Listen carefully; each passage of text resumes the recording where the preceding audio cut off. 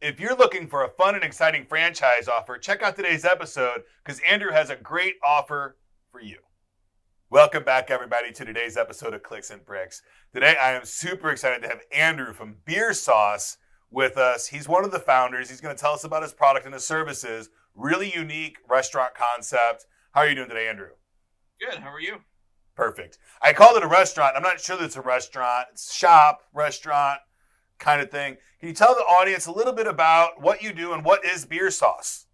Yeah, absolutely. So BeerSauce is a flavor room, a really unique experiential shopping experience. So it's all about flavor. That's what we do. So when you walk in, you'll see 500 craft beers on the shelf. These are all independent, a lot of local, depending on where you are. We're St. Louis based, so we're going to see a lot of local guys and gals on the shelf. So tons of great craft beer, all individually priced. So you grab a can of this, a can of that. You can head up to our beer bar. You can drink a beer while you shop for beer. My favorite part. I'm the beer guy, so that's where I live. So we got 16 to 24 different beers on draft. So come in, get a walking around beer, as I like to call it. Pick up your mixed 12-pack for the evening. Head on over to our sauce bar. We feature 200 barbecue sauces, hot sauces, and rubs. We do make about, I would say, 100 to 120 of our own sauces. And of those sauces, you can try them all in the sauce bar. And they're all buy three, get the fourth one free. And you're going to see tons of great flavors you're not going to see anywhere else. So pick them up, taste them. Boom. Now you've got your grilling accessories, your grilling flavors. We also feature bourbons and whiskeys. All nice. Of those are available by the bottle, also behind the bar. And while you're at the bar, you can check out our barbecue food menu. So we do craft barbecue. We team up with local competition barbecue folks, and we serve their meats on sandwiches, nachos, things that accept our sauces really well. So we're not a bar necessarily. We're not a restaurant necessarily. We're not a retail. We're the best of all worlds. Right. Which I think is the future of brick and mortar businesses, restaurants, all those things. You're going to have to figure out some way to be different, to differentiate yourself. And you found a really cool niche. Now, I'm not a huge sauce guy. I am a big rub guy. Do you have rubs in your shop too? We do, yeah. Actually, our top selling product on the sauce side is called Uncle Ed's Rib Rub. My business partner, Rick, that's actually his real uncle. Uncle Ed, we give him 50 cents a bottle. So buy Uncle Ed's rub and, we'll put that 50 cents in his pocket. Fantastic. That is awesome. So business is up and running. You have 4 or 5 stores right now? Yeah, we've got 4. The 5th to open first quarter 2022 in the Creve Coeur. And you're here in St. Louis, and you have 1 store in Kansas City on the Missouri side. That's correct. Yeah, we're in Missouri focus at the moment. And right now, you're all just independently owned. All 5 shops are going to be owned by the corporation. But correct. You told me before we started that you're starting the franchise process. Can you tell us a little bit about? Because I'm sure there's a lot of restaurant owners out there that have created a cool concept that are considering going franchise route. And if you've never been part of a franchise, it's a pretty big undertaking. It's really 2 different businesses, right? It's you're running your brick and mortar business, and then you have a whole nother business that you're creating to sell, operate, and maintain your other franchises. So can you tell us a little bit about, what process you're at, where you're at in that journey? And, is it a big struggle? Do you feel like the juice is worth the squeeze at this point? Like, just give us as much insight about that process as you can. And even if you're partnering with companies like, there's the Fran Connect and the Fran Worth and all those guys out there that help with this service, if somebody's helping in a substantial way, if we can help other folks learn about those resources, that would be great to hear too. Yeah, absolutely. Yeah. I mean, we're neck deep in it. So we just waded right in. So all of this is super fresh. It's not something that we did 5 years ago or doing in 5 years. We're doing it now. So we're very much in it. Right. Really right now, so what we did, we knew from the very beginning we wanted to franchise this. We spent over a year developing the model, developing the branding, the feel, everything from the music we play, mid-century modern, all the way up to the layout of the shop and the materials we use to build. So from day one, this was a franchisable model in our mind, and we built it as such. So one of the things that I take pride in is we were asked when we opened, 6 months in at St. Peter's, are you guys a franchise? How can I buy one? And our answer was not yet. So Right. we're 5 years in from conception, and now we're actively selling franchises. So we've gone through last year. Everything was shut down. Being a retail outlet, we were able to go to go during the COVID time. So we kind of use some technology there, which I'll touch on later, to really keep business going. But during that year, we worked a lot with a local franchise attorney to write up those real fun documents that you need to franchise. We filed the necessary paperwork and wrote some fat checks.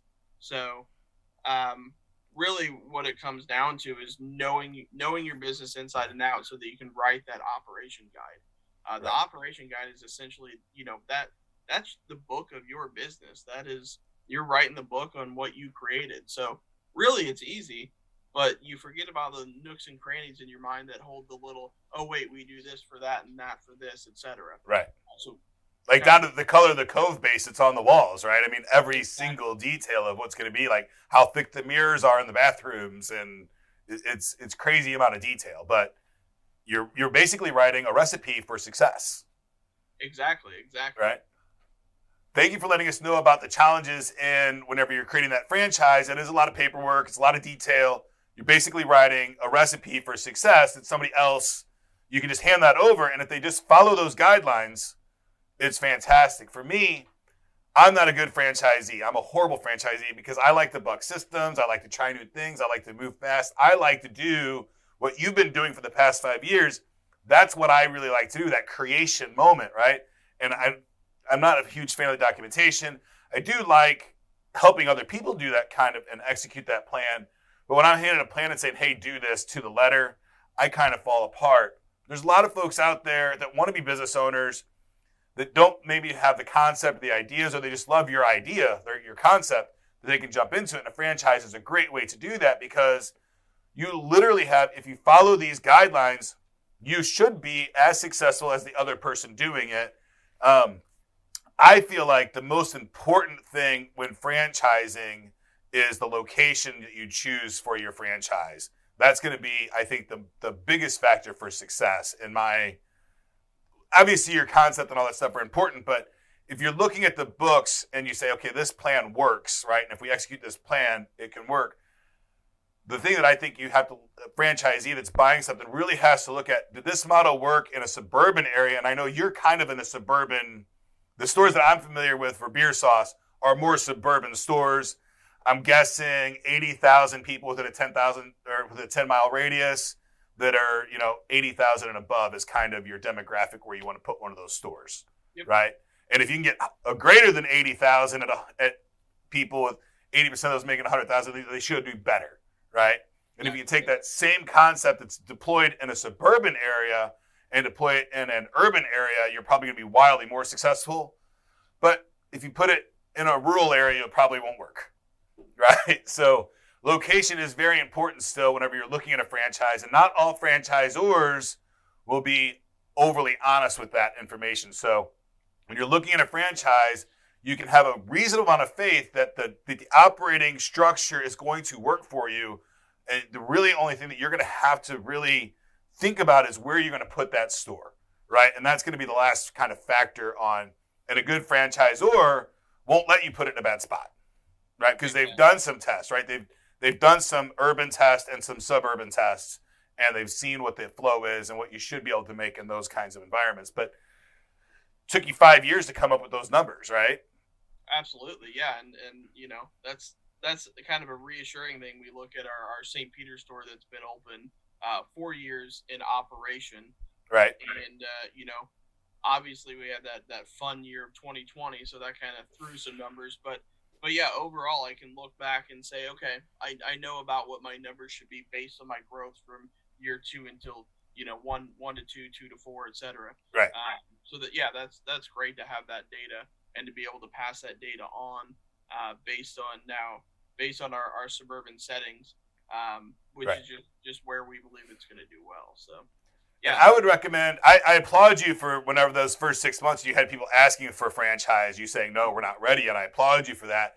And if you're a business owner or you're thinking about going out and doing your own business and you are talking to somebody about franchising and they only have 6 months of history and they're trying to sell you a franchise, unless that person has done this multiple times and has a really high success rate in doing franchise or work, I would run away, right? If this is their first time they're trying to sell you a franchise, they're building a model to sell the franchises, they're not really looking at building a model. They're looking at selling franchises.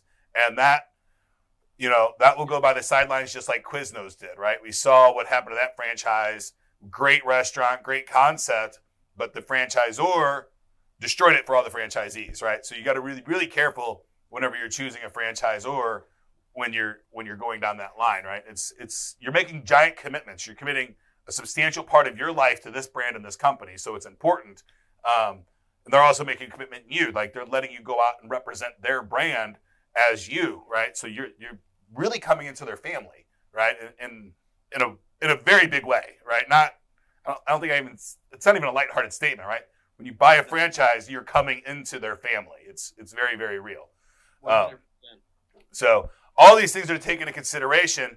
If somebody, you're actively selling franchises today. Can they find out that if they go to your website? BeerSauceShop.com in the upper right hand corner, you'll see our franchising opportunities. So, right. Really, we're looking to stay states contiguous to Missouri. But if there's somewhere you really want to put one, we're working with a guy now who's going down to Tampa area. So we're open to those. Obviously, it needs to be the right spot, but we'll work with everyone on that.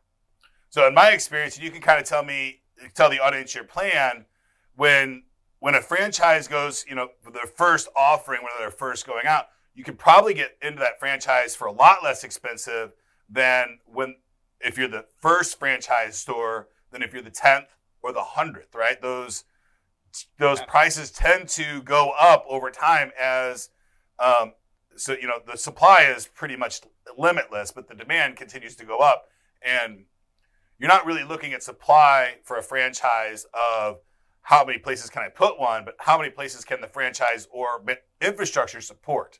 How many division field officers they have, how many people can go out and really make sure and make sure that place is clean and all those other things, right? You have to have a good team on the franchisor that's actually active and showing up to your business. Yep. I think a franchisor should show up to a business at least once a quarter. I know not many of them do, and at least once a year. And I've been part of franchises that don't show up in your building ever, which is a bad franchise, right? You should get out of those things and move on with life. But enough talk about franchising. So can you tell us a little bit about your founding story? So you're the beer guy at BeerSauce Shop, and how did you get the concept and say, you can either say what motivated you or what possessed me to do this. And I don't know what the right word is for jumping into something like this. Did you, quit a corporate job and invest all your money, or did you do it on the side, right? We'd love to hear the story about how you went from wherever you were to being a founder of BeerSauce Shop. Absolutely, yeah. So I graduated from Lindenwood University in St. Charles, Missouri, back in 2010. From there, I followed what I was going to do, and that was journalism. I figured out, journalism doesn't pay and newspapers are dying. So I left that and actually started a company where I was doing marketing and PR for startup companies. Got into that ecosystem, met my now business partner, Rick. In that ecosystem, he was building Accelerate, which is a really cool piece of technology that was essentially automating. It was basically entrepreneurship dating, not looking to go on dates, but saying, I need a coder who can code in Django, and I need someone who, for instance, has $10,000 to invest so that I have a runway to do my next month of development. Right. So we developed that, worked with Rick for 4 years on that. We were tired of traveling around talking to bureaucrats. We wanted to do something that was easy and fun to sell. He has a passion for barbecue and sauces. I have a passion for craft beer. Rick actually is unique in that he doesn't drink at all. So I was kind of nervous to bring up the concept, but it was like our last day of work together on Accelerate. I said, Rick's an entrepreneur. He's a go-getter. I'd really like to work with this guy. He was pitching the idea of a hot sauce, barbecue sauce tasting spot. We both knew like the numbers weren't there. It wasn't financially viable to just do that. It would be a fun thing, but it didn't make sense. I wanted to do a bottle shop, craft beer bottle shop with the coolest, latest, awesome beers. Right. But I wanted to do it one at a time because beer nerds out there, you usually don't drink the same beer twice. You're always on that chase for the latest, the greatest, the coolest. So that was my concept, and I said, how cool would it be to drink beer while you're shopping for beer? Obviously, people's wallets open easier when you're drinking beer. Yes. So that may have been part of my evil ploy. Anyway, pitched it to Rick, was a little nervous about it. We literally sat down, started putting. We kind of had some financial ideas of what the individual businesses. We merged those. Said, okay, we need one more key component. What could that be? We were both deathly afraid of adding food. Food actually came in 8 months after we opened. We had plans to do it. We were working on it. But going back to your point of that franchise in the first six months, we didn't even have the full model. Adding that additional revenue leg of the food really, really helped us expand and grow and reinvest money into additional stores quickly. Right. So really, we pitched it. Next thing we did, we said, yes, this is something I'd like to do. I said, I'd like it to be franchisable. I don't want to, I think it's cool, but I don't have aspirations to own a store and do that alone. I get bored too quickly. Right. So let's do what we can do to make more units of this. So we did it. We ran the numbers. We said, we think this is financially viable. Next up is developing the brand, developing the voice, developing everything behind that. Developing what our product mix is, learning a lot about products, and then everything kind of morphs. We're a year and a half in, and people are loving the 8 sauces that have our label on it. So we said, people are really trusting us. What can we do to bring them more flavor? So that's where we took over the sauce bar and said, hey, let's find some co-packers. We've got some cool recipes, some cool ideas. Let's find someone whose expertise is making those sauces. So instead of going vertical, we went horizontal and found people doing what they do best, so we could do what we do best. We found those sauces, and now we're up to 120 barbecue sauces, hot sauces, rubs, condiments, pickles that are all BeerSauce exclusives. So that was a really cool thing, and I came. So can you only buy those inside a BeerSauce Shop? Correct. Is there any aspirations to put some of those like on the shelves at the end caps in the grocery stores too? Yeah, absolutely. Okay.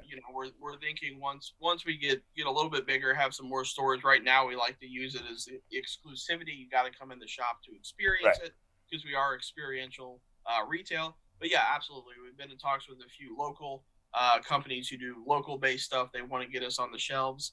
But honestly, we can't keep up with demand within our stores. So until we can do that, it's a dangerous game, right? So right now you have a product that's working, and I mean you can go back and look at other franchises that did similar things.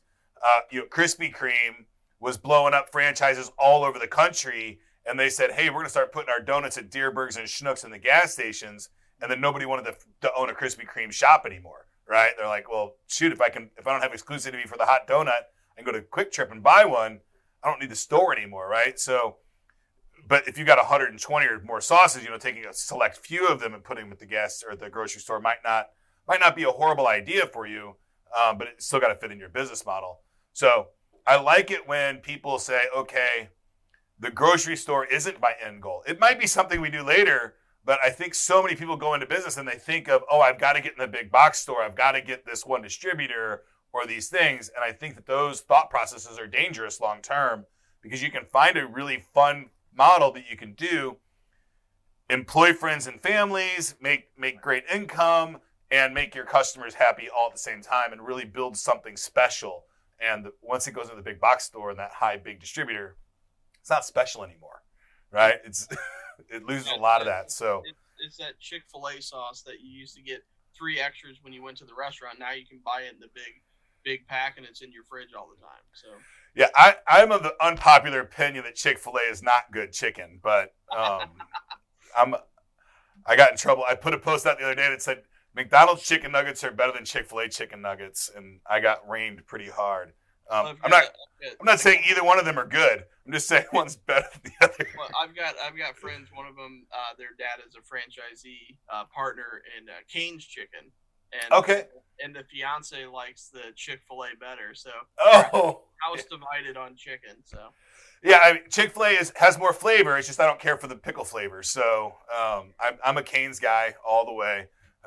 Cane's and Popeyes for me, but yeah, so fantastic. Alrighty, so moving right along. So you're in IT and selling marketing services. That had to play a huge role in your ability to market and sell services at a brick and mortar and have those marketing campaigns ready to go, right? So you didn't have to outsource that piece at all. That was a stacking.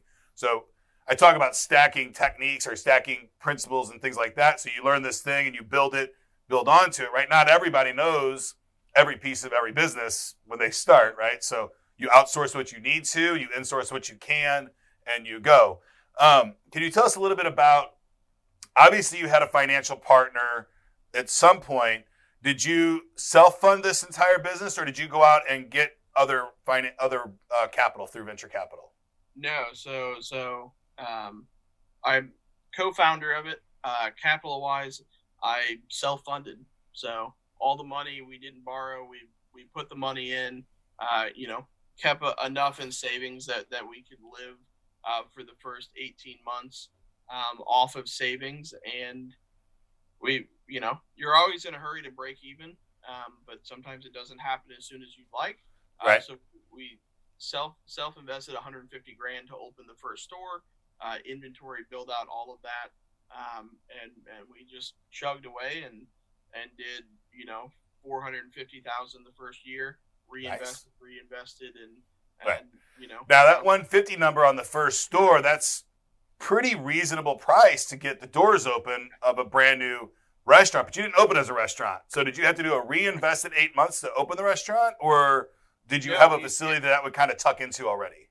Yeah, we actually developed a menu with a local chef in a way that was quick service.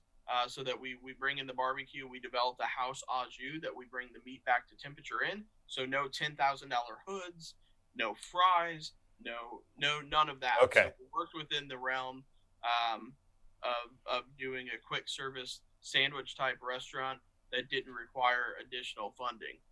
Right. So obviously some minor relatively build out did go into it, but it wasn't a full hooded kitchen with fire suppression and all that other stuff, because you were able to use low temperature equipment that didn't require the hood, right? So there's no French fries or none of that stuff. So all just meat.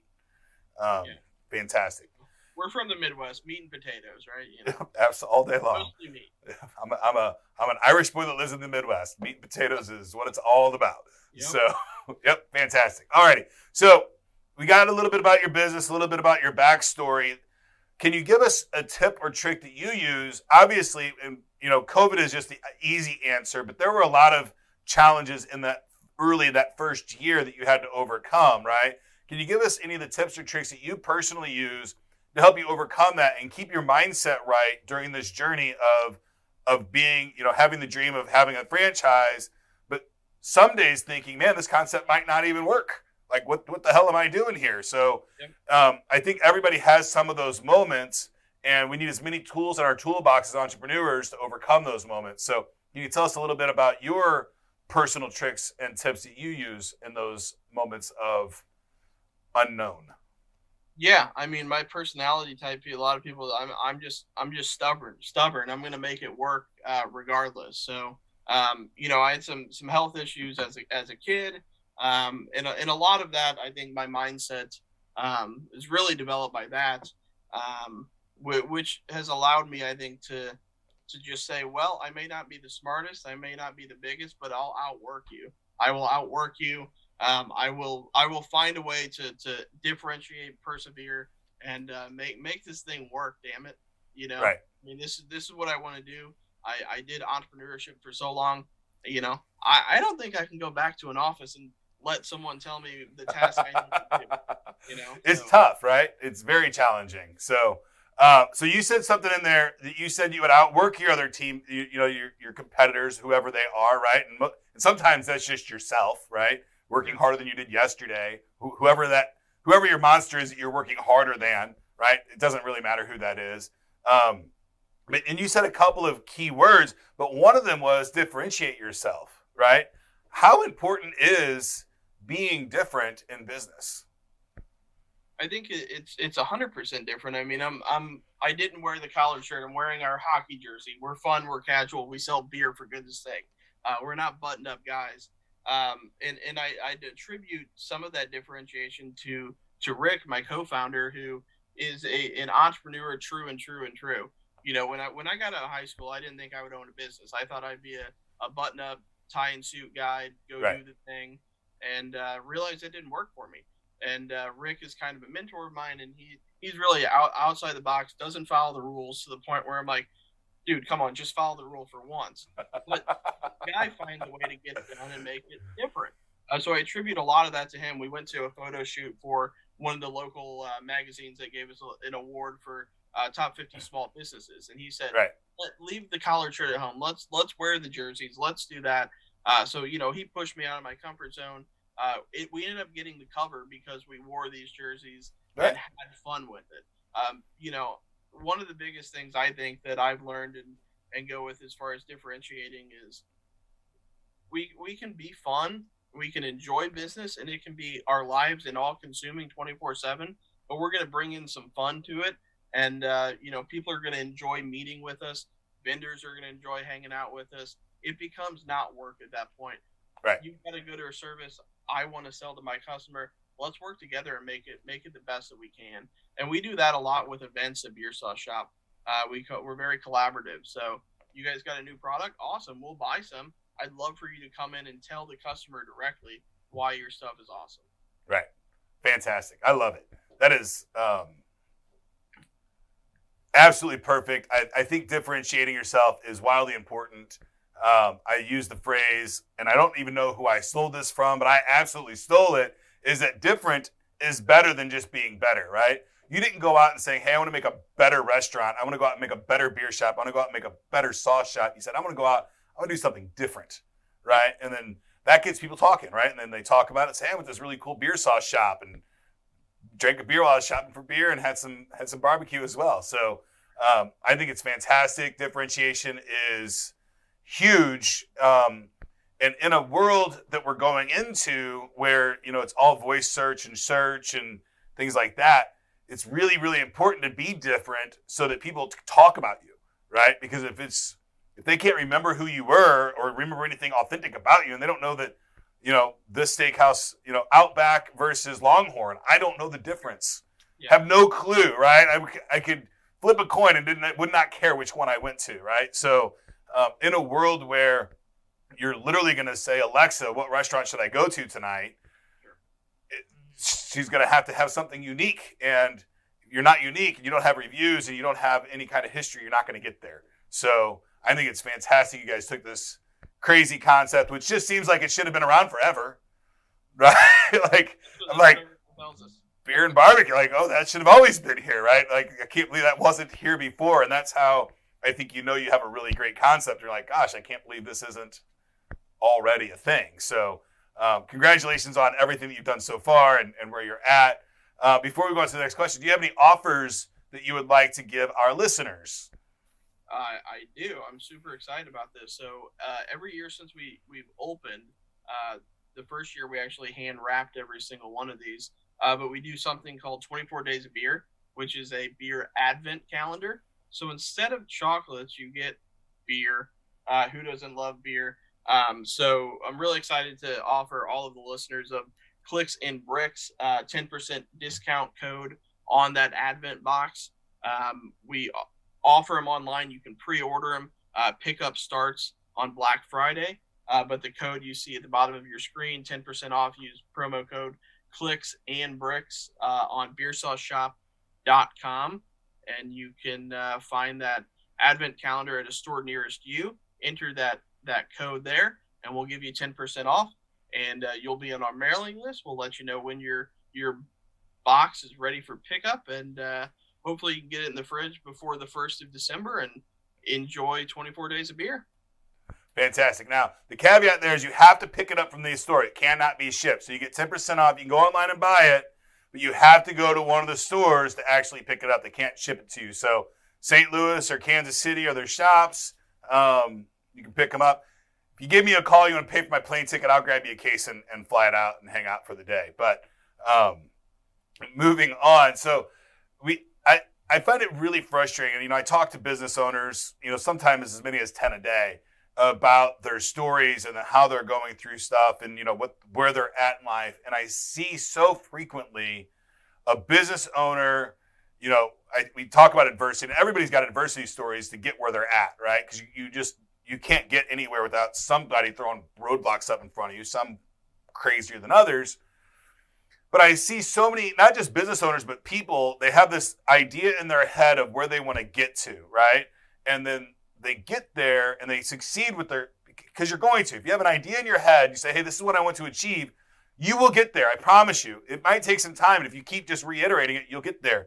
But so frequently they get there and they go on cruise control, or that's when they really sink into a really bad rut. It happened to me for a very long time. It took me a long time to get out of it. Do you have a favorite tip or trick on how you thrive after you've overcome that adversity and you're in that state of comfortableness, which to me is probably the worst state in the world to be in, right? Because it's just so, so dangerous. Can you tell us a little bit about how you would thrive in today's world? Yeah, I mean, one of the ways I think is to have an awesome support structure. In my case, I think I'm able to lean on my business partner in this case. If you're solo, hey, there's a lot of warning signs out there about entrepreneurs and partners, and that can be very difficult. But if you find the right partner, you can say, hey, man, I'm really having a hard time of it right now. I'm just lethargic. I can't. Most of the time, I've found that the other guy is going to pick it up and carry the ball forward.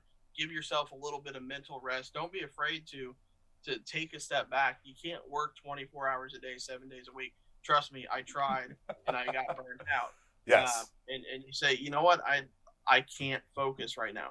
You got to take a break. You got to step away.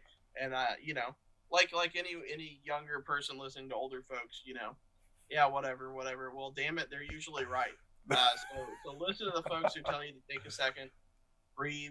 You've done something great here, and you've done it because you worked your butt off. So eventually you're going to work your butt off. Sometimes you just need to take a breather and reset and, pull yourself across. As long Absolutely. As you're small incremental goals every single day, you're doing small things here or there. You may not have outworked yourself yesterday, last week, or last month, but you'll get back there. You have the ability. You just got to find it again. Right. So Andrew gave us, I think, really 3 different tips, right, on how to thrive. And they all focus around self-preservation, right? So one is have a support team or structure. I have a lot of support teams. I've had some groups that I'm in, and I also have a lot of mentors. And I also now make it a point that I'm mentoring other people in that journey, right? The second one would be to take time to breathe, stay calm, relax, take the time off that you need to recuperate, recharge your batteries, and all of those other things. And the third one that you were talking about, I kind of just lost track because Chris is doing something. I think to me, it was having a business partner in the fight with me. And, okay, so yeah, just more teamwork, right? Teamwork makes the dream work all day long. So have a support structure, take care of yourself. And remember to take that time off and breathe. And then I guess last, if you do what you love, you never work a day in your life, right? So really focus on doing things that make you happy. If you have something in your life every day that you regret, you don't want to do it, change it. Figure out a different way to do it. If that's your whole 8-hour job in the day, I'm sorry, you should start looking for another job right now. I feel really bad for anybody that's waking up every single day and going to a job that they hate because they don't think that they have.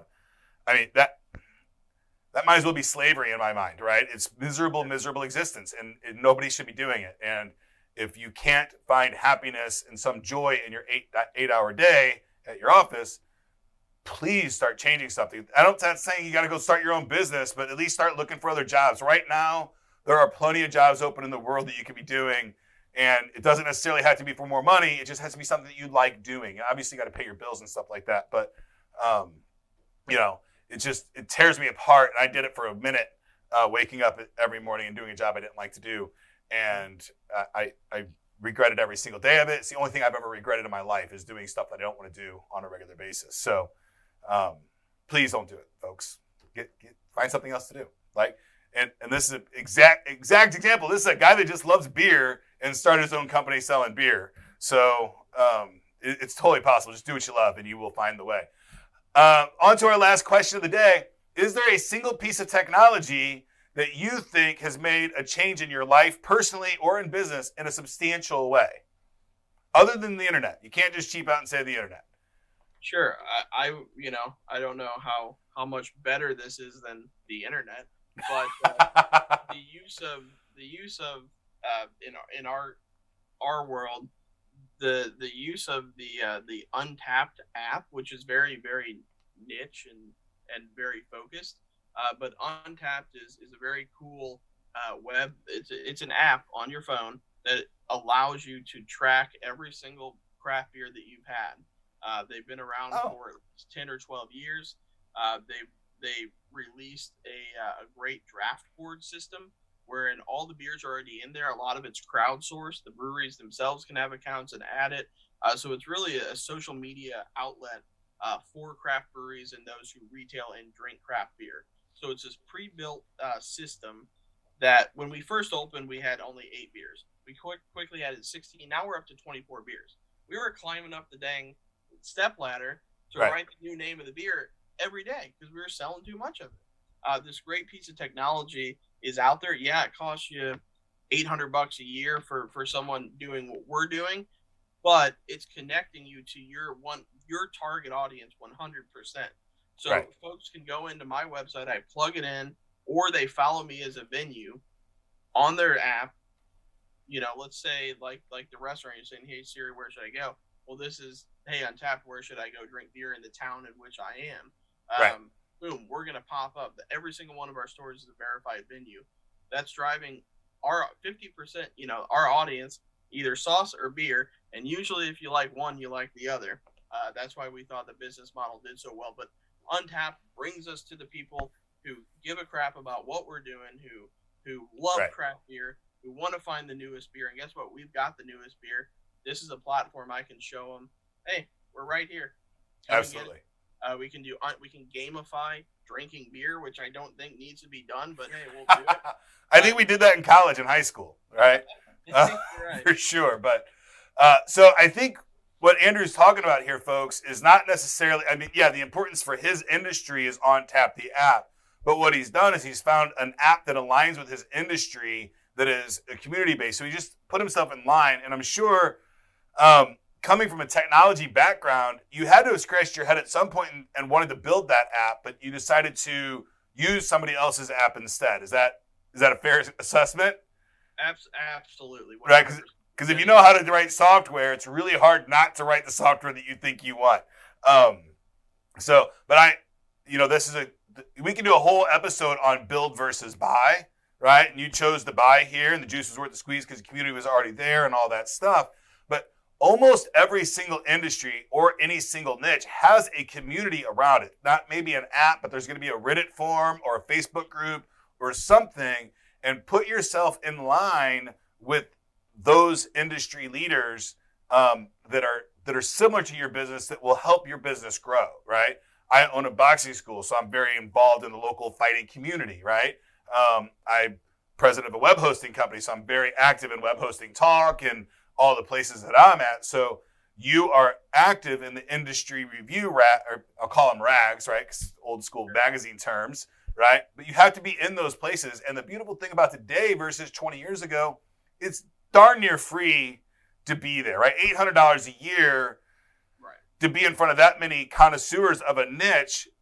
20 years ago, it would have cost you $10,000 per month per quarter page ad inside a magazine, right? So this is the world that we live in for marketing and advertising is just ripe with opportunities. And if you can find something like what Andrew's found on this really niche software, it's a home run for a lot of businesses, right? So if you can find your niche community and talk to them and be part of that community, and it's such a huge deal. And if you can't, then I would recommend build your community and then sell them stuff, right? So fantastic. Thank you for that tip. I think it's a great tip. It's not as generic as the internet, and I think it's probably a way better tip than you thought it was before we went in. That's about all we have for today, Andrew. Is there anything else that you would like to talk to the audience about before we go today? If you've got a passion for getting into a unique business that you have fun with, we're finding a lot of folks in transition, maybe getting out of the corporate game, maybe retiring, maybe doing, in a new area, you want to move, do something new. I think we have a unique opportunity with BeerSauce Shop. If you don't want to do the year and a half of work coming up with the concept, but you love beer, you love barbecue, you love sauce, you want to be that flavor guru in your community, find us at BeerSauceShop.com, franchising. Fill out the info. We'll give you a shout. We'll have a casual conversation. If you're local, maybe over beer. Right. And we'll figure out what we can do. But I really think that as someone who didn't think they'd be an entrepreneur, teaming with a guy who's nothing but an entrepreneur, my business partner, I think we've found something really unique, and we can both speak to it in different ways. But I think that more people than think that they could run a BeerSauce Shop very successfully. So that's what I would say. I gotta do the plug for the franchise thing, right? Absolutely. And I think that kind of business, if you really love beer and sauce, assuming I couldn't run it because I would drink all my profits and be in the hospital all the time. But as long as you don't have that kind of problem, I think it would be a fun business to run. But at that point, you're probably working there. Is it owner absent or an owner operated model? It's definitely an owner involved for sure. Owner involved, yeah. Yeah, 100%. So I would never recommend doing an owner absent business, unless you own like 100 7-Elevens or something like that. Owner absent businesses I see fail a lot. It's just a really sad state of affairs. The management, hiring mid-level management that's going to run your business hasn't been a great idea in my experience. So I do have one other question for you, and I'm going to put you on the spot. So if I get the boys together with some cameras and we come out, can we do like a 12 beer testing? And make a whole Clicks and Bricks beer sauce episode? We're in. Let's do it. Awesome. Fantastic. We'll talk to the boys and get that together for us. So that's all we have for today's show. Thank you, Andrew, for coming today. Very much appreciate your time. Thank you. Thanks for having me. Thanks for watching the show today, folks. A word from our sponsor, Inlink.com. My Inlink account is inlink.com/Ken. If you go to inlink.com/Ken, you'll see all of my social media profiles in one location. It's a report made easy. Go to inlink.com and sign up for your account today while your easy name is still available. Thanks a lot for joining us today, folks, and get to work.